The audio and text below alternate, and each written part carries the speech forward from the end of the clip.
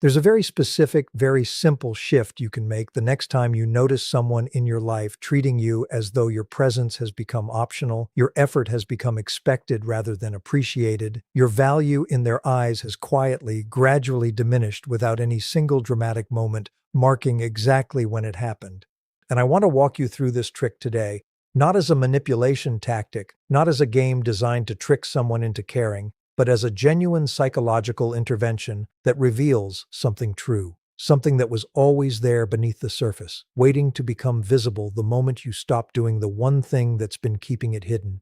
The trick is this: stop initiating.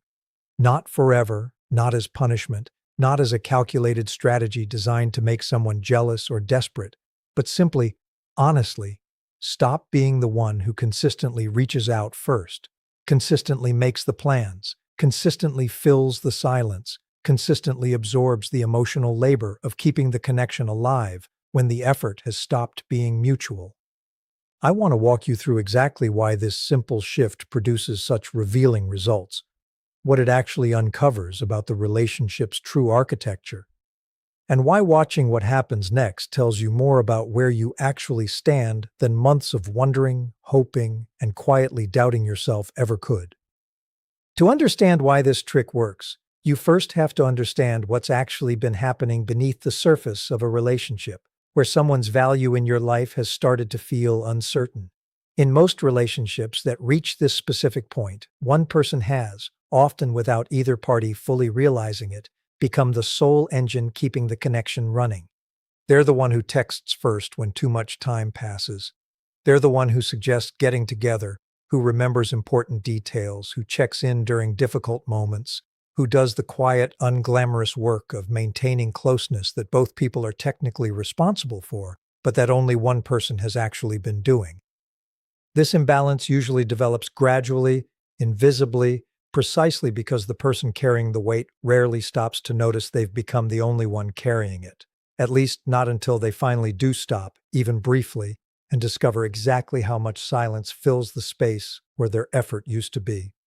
The first thing this simple trick reveals is the actual current state of mutual investment in the relationship, stripped of all the assumptions and generous interpretations you've probably been making for a while now. When you stop initiating, one of two things happens, and both are genuinely informative, even though only one of them feels good to witness. Either the other person notices your absence and steps into the gap you've left, reaching out, checking in, initiating the contact and effort they hadn't been offering before, or they don't. If they don't, if weeks pass in complete silence, if the relationship simply goes quiet without anyone but you seeming to notice or care, this silence isn't ambiguous information requiring further interpretation. It's remarkably clear information about how much genuine effort was actually being invested in this connection from their side. Information that was previously obscured by your own consistent effort filling in the gaps that would otherwise have been visible from the very beginning.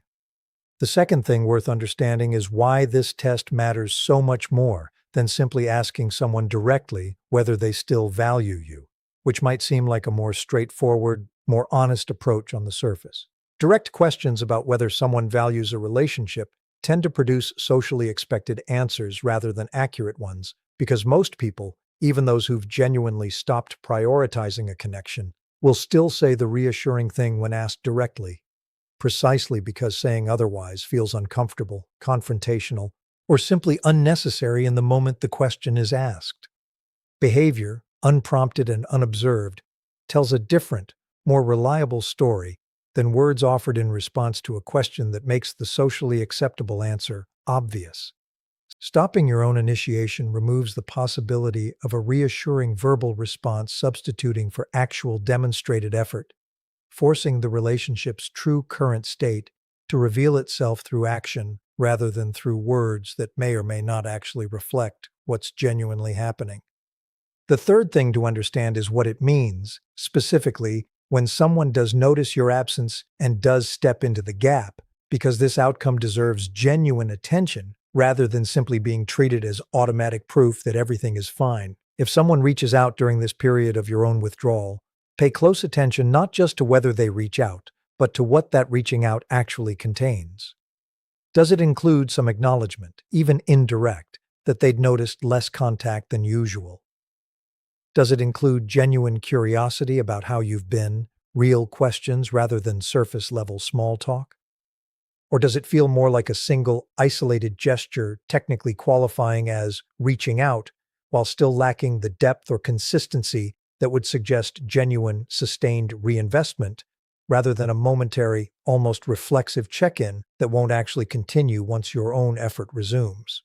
The fourth thing worth understanding is why this simple trick works specifically, because it removes something the relationship had quietly come to depend on without either person fully naming it: your consistent effort as compensation for their inconsistent investment. As long as you kept initiating, kept reaching out, kept doing the work of maintaining closeness, the relationship could continue functioning, at least on the surface, without either person needing to confront the actual imbalance underneath it. Your effort was, in a very real sense, subsidizing a connection that would have already become visibly strained or distant without it. Removing that subsidy doesn't create a problem that wasn't already there. It simply stops concealing a problem that already existed, allowing you to finally see the relationship's actual, unsubsidized state rather than the artificially maintained version your own consistent effort had been producing all along.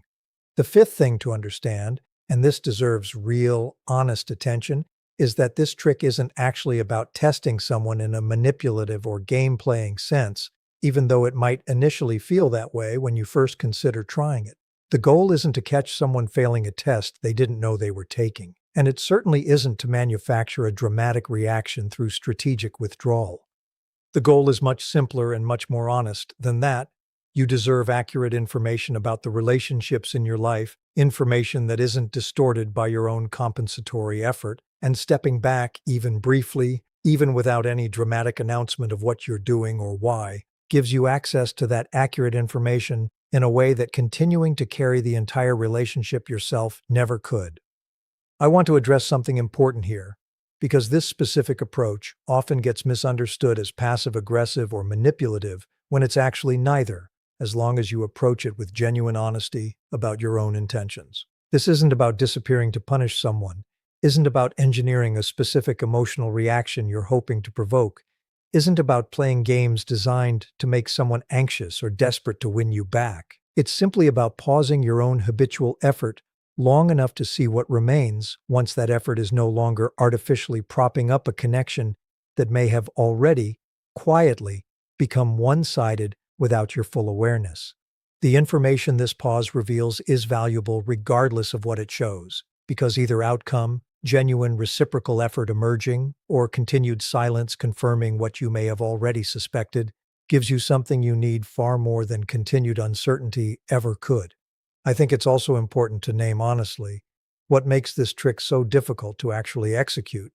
despite how simple it sounds in theory, because understanding this difficulty in advance helps you prepare for it rather than being surprised by how hard it genuinely is to follow through on. Stopping the habitual reaching out that's defined a relationship for months or years feels initially almost unbearably uncomfortable, specifically because that reaching out has likely become such an automatic, ingrained pattern that pausing it feels like withholding something essential rather than simply stepping back to observe. You'll likely feel a powerful urge, especially in the first days or weeks of this pause, to break the pattern, to send just one more message, to check in just one more time, precisely because the discomfort of silence feels worse than the discomfort of continuing to carry a connection that's become quietly, invisibly one-sided. Resisting this urge, sitting through the discomfort long enough for genuine information to actually surface, is genuinely one of the hardest parts of applying this trick effectively, and it requires real patience with yourself during a period that will likely feel far more uncertain and uncomfortable than you initially expect it to feel. Resisting this urge, sitting through the discomfort long enough for genuine information to actually surface, is genuinely one of the hardest parts of applying this trick effectively, and it requires real patience with yourself during a period that will likely feel far more uncertain and uncomfortable than you initially expect it to feel. And this is exactly where I want to take the rest of our conversation, because knowing what the pause reveals is only useful if you also know what to actually do with that information once it arrives, and how to protect yourself emotionally through a process that, however clarifying, is genuinely difficult to sit inside of while it's happening.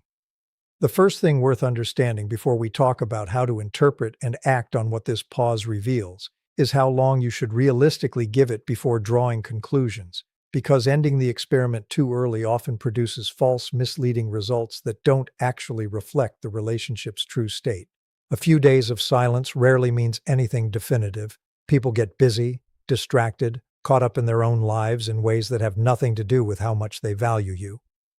The information that actually matters tends to emerge over a longer window, typically several weeks, long enough that ordinary busyness stops functioning as a reasonable explanation for continued silence. And the pattern that emerges becomes genuinely reflective of how this person actually prioritizes the relationship, when your own effort isn't there to mask what their priorities actually look like in practice. The second thing to understand is how to interpret partial reaching out,